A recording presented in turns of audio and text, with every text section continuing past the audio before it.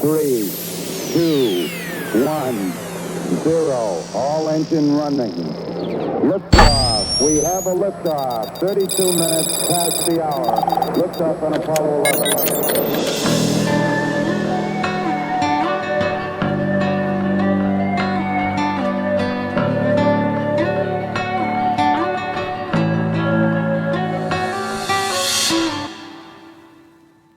All right, welcome to Roots of Reality. I'm your host, Ben Baumann, and today I'm talking about the history of poverty. So throughout history, many people have lived in poverty.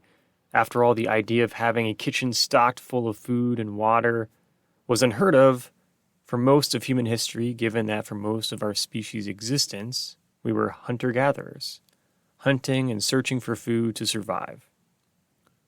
Once the dawn of civilization, though, about 6,000 years ago in the Middle East, the hunter-gatherer lifestyle began to slowly disappear.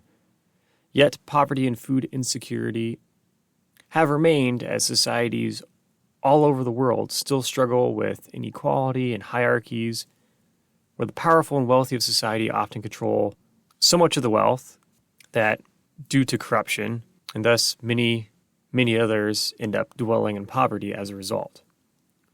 In fact, this stark contrast between the rich and poor has been a major driving force for rebellions and conflict throughout history, and represents a major cause of poverty historically, which is government corruption. Some historical examples of government corruption causing poverty include the Indian caste system. So for thousands of years in India, there's been caste discrimination, where basically if you were born into one of the lower castes, you will then more likely be set up for a life of poverty due to discrimination. Unfortunately, though, even today in India, caste discrimination remains a problem throughout the country, even if it is technically illegal. And then another example comes from the Soviet Union, which due to bad economic policies and government corruption was always a poor society for the entire existence of the Soviet Union, with a much lower standard of living than their Cold War adversary, the United States.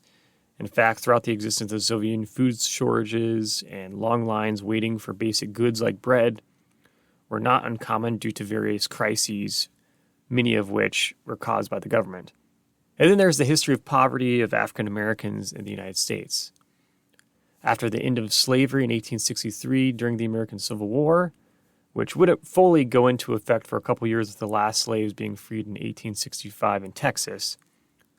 But after the Civil War, African Americans would still legally be discriminated against until 1964. Obviously, you had things like Jim Crow, which was essentially slavery just in a different form because you had a bunch of recently freed African Americans who, had no potential for a career of any sort due to discrimination, and thus they would basically be workers on the land of white farmers, and basically they would be working as a way of paying off their cost of living on that land. Unfortunately, though, the situation was mostly rigged to set up African Americans for failure, where you would never be able to work enough on the land to pay off the debts that you owed for living on it. And various different types of discrimination took place throughout the country legally until 1964, the Civil Rights Act. Obviously, even after that, you still had people that were uncomfortable with African Americans and still discriminating to a certain extent. It just wasn't legal. But shaking off the ethnic tension for something that this year is only 60 years old, is something that the American society is still trying to figure out today, how to move on from the days of legal discrimination, especially given the legacy of discrimination. Being only 6 years old certainly still plays a role in why poverty has stricken a lot of African American communities today. After all, historic discrimination tends to have ripple effects that can impact generations in terms of how much wealth people have been able to inherit over time. And so it's one of those things that's going to take a while to figure out, and it's going to take active work from Both major parties in the United States have really come up with an idea that actually works in the long run. Obviously, today there's a lot more outrage than effort in terms of making progress on issues dealing with poverty in African American communities, and that's unfortunate for everyone. So, now, beyond that, government corruption is certainly not the only reason people have found themselves in poverty historically. After all, people are still responsible for their actions. So, doing things like getting addicted to drugs or becoming a criminal is definitely something that's going to keep you in the poverty group for the foreseeable future. But overall, when a nation's government is controlled by a few people, or where discrimination is legal against some citizens, people will suffer, and they will be poor as a result of that. And if you need more evidence of this today, just take a look at the poorest nations around the world, which all share a major thing in common, which is government corruption.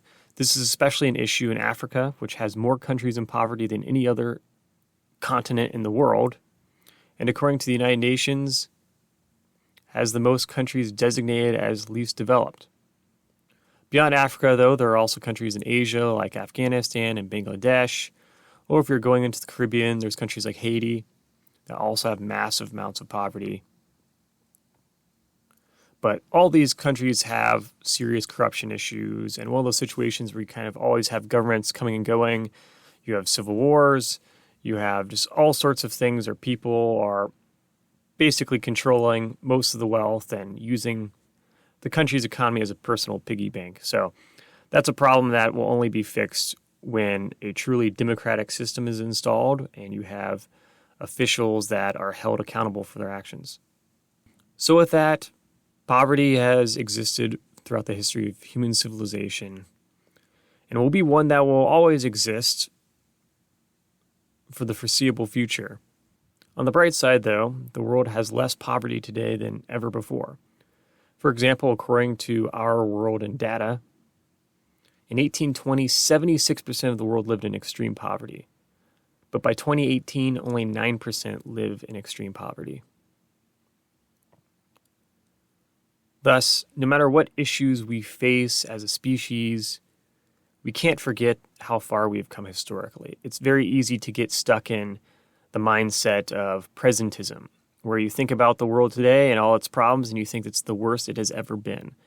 That's really not the case, though, if you are thinking from a historical perspective, because you know all the things that we've had to overcome as a species before the era that we're living in.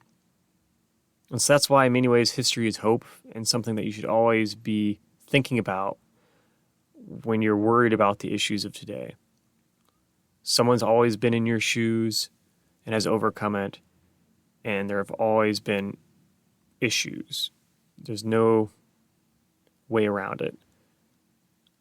But the one truly amazing thing, no matter what problems occur in your life or in our society or occur in the future, the one really amazing thing is just how good we are at surviving and overcoming.